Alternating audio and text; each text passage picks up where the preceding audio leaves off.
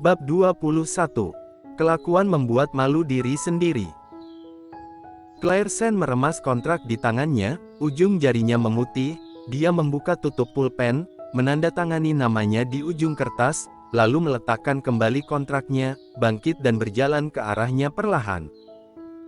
Colden Ye mengangkat alisnya dengan puas, seorang wanita yang dapat dibeli dengan uang adalah yang termudah. Detik berikutnya, Claire melempar kontrak di atas meja, Colden Ye mengerutkan kening karena ketidakpuasan. Kamu tidak perlu mengambil uang untuk membelikanku, aku tinggal di kediaman Ye untuk mendapatkan apa yang kubutuhkan, kamu tidak memaksaku untuk membunuh anak itu, aku berterima kasih padamu, tapi bukan berarti kamu bisa menggunakan uang untuk mempermalukanku. PVTT. Colden Ye mencibir, dengan ejekan di matanya, bukankah wanita sepertimu melihat uang seperti hidupmu? Kamu. Claire mengepalkan tinjunya, mencoba untuk berdebat dengannya. Setelah beberapa saat, dia melepaskan dan terkekeh, ya, karena kamu melihatku seperti ini, maka aku adalah orang yang seperti ini. Lagi pula kita hanya saling membutuhkan, aku sudah menandatangani kontrak, jangan khawatir, ketika waktu tiba, aku akan pergi sendiri. Dia harus memikirkan solusi dalam periode waktu ini. Baiklah, aku menantikan hari kepergianmu. Detik berikutnya, sosok mungil itu berbalik dan pergi tanpa mengambil cek di atas meja. Colden Ye menyipitkan matanya. Ada banyak uang dalam cek itu, dia bahkan tidak melihatnya, pura-pura, atau apakah itu benar-benar tidak tertarik pada uang? Jika dia tidak tertarik dengan uang, lalu apa tujuannya menikah dengan keluarga Ye? Setelah menandatangani kontrak, Claire dan Colden Ye menjalin hubungan kontrak, pertengkaran jauh lebih sedikit, dia masih mengikuti Colden Ye ke perusahaan sebagai asisten di bawah perintah Tuan Besar Ye. Claire tidak bodoh, kemampuan kerjanya lumayan, memberi dia kesempatan untuk belajar, dia selalu bisa memanfaatkan kesempatan itu sendiri. Dalam seminggu, Arthur Xiao sudah mengembangkan pandangan berbeda tentang wanita ini. Tuan Muda Ye, dia masih memiliki beberapa kemampuan. Colden Ye mencibir, benarkah? Arthur Xiao mengangguk, pekerjaan yang diperintahkan Tuan Muda Ye kepadanya, dia melakukan pekerjaan dengan baik. Cukup bagus dan rapi. Menikah dan memasuki keluarga Ye dengan cara licik, apakah mungkin adalah seseorang yang bodoh? Ini mengatakan. Arthur Xiao terkejut dan tidak menjawab, dia menundukkan kepalanya dan memeriksa jadwal, ada perjamuan di malam hari, Tuan Muda Ye ingin mengajak Nona Shen bersama. Dengan dia. Jari Colden mau mengetuk meja, matanya masih menatap isi laptop, bawa dia untuk membuat malu. Arthur Xiao tidak berani katakan apapun, hanya memilih diam. Kemudian keduanya mengatakan beberapa hal lain, Arthur Xiao siap untuk keluar.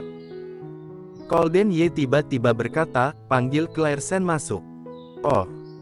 Arthur Xiao keluar dari kantor dan tidak bisa menahan mengerutkan bibirnya. Tuan Muda Ye tampaknya sering melakukan hal yang berbeda dengan perkataannya akhir-akhir ini, baru saja mengatakan bahwa Claire membuat malu, sekarang menyuruh dia masuk, apakah mungkin ingin membawanya ke jamuan makan? Kantor Claire ada di sebelah, ketika Arthur Xiao memanggilannya, dia sedang mengerjakan beberapa dokumen. Tunggu 2 menit, hampir selesai. Kamu tidak ingin hidup lagi? Arthur Xiao bersandar di belakangnya dan berkata dengan sungguh-sungguh, Tuan Muda Ye memanggilmu, cobalah kamu menunda 1 menit lagi. Claire hanya bisa mengerutkan alis dan meletakkan dokumen itu, menarik napas dalam-dalam, aku tahu. Lalu dia bangkit dan berjalan menuju kantor. Begitu Claire memasuki kantor, Arthur Xiao bersembunyi di balik pintu dan mendengarkan dengan bersembunyi. Tuan Muda Ye, apa Anda mencariku? Colden Ye meminta sebuah syarat untuknya bekerja di perusahaan, jangan biarkan orang lain mengetahui hubungan mereka. Di perusahaan, dia hanya asistennya, tidak lebih. Saat bertemu, harus memanggilnya Tuan Muda Ye seperti orang lain, gunakan kata yang hormat. Pada awalnya, Claire Sen tidak terbiasa, tetapi kemudian dia memanggil lebih sering, secara bertahap menjadi mati rasa. Golden Ye melemparkan surat undangan berwarna emas padanya. Claire Sen melangkah maju dan mengambilnya. Setelah melihat-lihat, dia bertanya, Tuan Muda Ye akan pergi ke perjamuan ini. Pikiran Claire Sen berputar dengan cepat, mata indah itu bersinar dengan cahaya aneh. Aku ingat Lu Scorp dari keluarga Lu juga ada dalam daftar undangan. Jika tidak ada kesalahan, dia juga akan menghadiri jamuan makan ini. Tuan Muda Ye dapat menggunakan kesempatan ini untuk berbicara dengannya tentang niat untuk bekerja sama sebelumnya. Mata gelap Golden Ye melintas sentuhan apresiasi. Oh, reaksi wanita ini sangat cepat, ingatannya juga bagus. Tuan Muda Ye, aku akan pergi dan mempersiapkannya untukmu segera. Pergilah denganku. Begitu Claire Sen berbalik, dia mendengar Golden Ye Shen berkata, dia berhenti dengan cepat dan melihat ke belakang dengan curiga. Tuan Muda Ye, menyuruhku. Aku tidak berbicara tentang preferensi kerjasama dengan orang-orang di jamuan makan, kamu yang pergi. Mendengar ini, Claire Sen mengerti dan mengangguk, aku tahu, aku akan pergi menyapa CEO Lu pada saat itu, aku akan keluar dulu jika tidak urusan lagi. Ada urusan. Golden Ye menatapnya dengan dingin, tatapannya menatapnya dari ujung kepala hingga ujung kaki, membuat Claire Sen merasa tidak nyaman, dan tanpa sadar menjepitkan kaki. Ganti pakaianmu. Dia mengerutkan kening. Claire Sen melirik pakaiannya, itu semua adalah pakaian sebelumnya, yang tidak terlalu mahal. Tapi dia nyaman memakainya, dia tidak mengatakan apa-apa akhir-akhir ini, jadi Claire Sen terus memakainya sepanjang waktu. Dia menggigit bibir bawahnya dan berkata, aku tahu, aku akan pergi ke mall terdekat untuk mengganti satu set setelah bekerja nanti.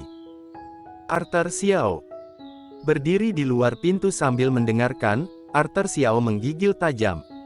Sial, bagaimana dia bisa tertangkap lagi?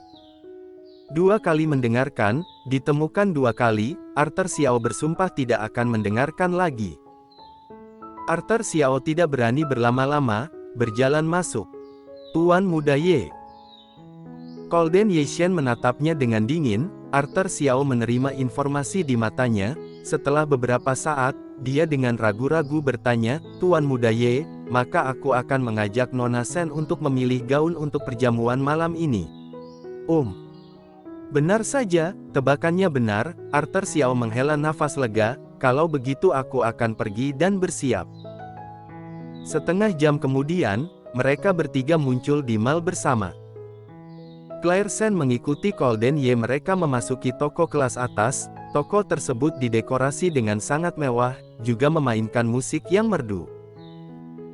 Meskipun Golden Ye sedang duduk di kursi roda, pakaiannya sangat mahal, auranya kuat, petugas itu segera datang untuk menyapanya dengan senyuman hangat. Halo, Tuan, selamat datang di toko kami. Golden Ye terlihat dingin dan acuh tak acuh, matanya yang berwarna hitam gelap bahkan tidak melirik ke petugas, tapi Arthur Xiao di belakangnya berkata, pilih gaun untuknya, yang cocok untuk perjamuan. Claire Sen bersembunyi di belakang Arthur Xiao, sebenarnya dia takut. Pertama kali pergi ke toko seperti itu, dekorasi di toko dan lampu yang terang membuatnya sulit untuk mengangkat kepala. Faktanya, dia sering mengunjungi tempat ini dengan teman-teman baik, tetapi pada hari-hari ketika sudah menikahi James Lin, dia sudah lama melupakan hari-hari itu. Petugas itu masih tersenyum di wajahnya, tetapi setelah melihat apa yang Claire Sen kenakan, senyum di wajahnya tidak bisa ditahan. Nona ini, iya.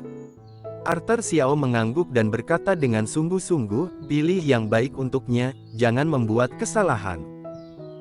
Ya, Nona ini, ikutlah denganku. Petugas itu membawa Claire Sen masuk ke dalam. Setelah beberapa saat, Claire Sen berganti pakaian hitam putih dan keluar. Karena bos Ye-lah yang membawanya ke sini, jadi petugas menuntunnya untuk meminta pendapat Golden Ye. Mata Golden Ye dingin, ganti. Ekspresi Claire Sen berubah sedikit, dia berbalik untuk mengganti yang lain. Kali ini diubah menjadi hitam pekat, Golden Ye mengerutkan kening. Claire Sen mengencangkan jarinya tanpa suara, terus berputar. Berganti dan berganti, Golden Ye mengerutkan kening, suhu di toko sepertinya tertutup oleh tekanan udara dingin di tubuhnya. Ketika petugas membawanya keluar lagi, Golden Ye membanting majalah itu ke atas meja. Claire Sen terkejut dan tanpa sadar menggigit bibir bawahnya. Atau jangan coba lagi, aku. Mata Golden Ye yang memandangnya dengan rendah, membuat Claire Sen hampir tidak bisa mengangkat kepalanya. Dia tahu bahwa dia tidak memiliki aura dan tidak cocok untuk memakai gaun seperti ini. Menurut auranya, tidak akan cocok sedikit pun. Mengenakan rok mahal ini di tubuhnya adalah lelucon. Namun, Golden Ye tiba-tiba berkata, jangan berikan kepada dia pakaian yang kuno, dia 30 tahun bukan 50. Tanda hubung. Setelah kata-kata itu jatuh, mata tajam Golden Ye tertuju pada petugas. Petugas itu tiba-tiba merasakan tekanan, wajahnya sedikit memucat, dia mengangguk dengan bodoh, aku paham. Bersambung.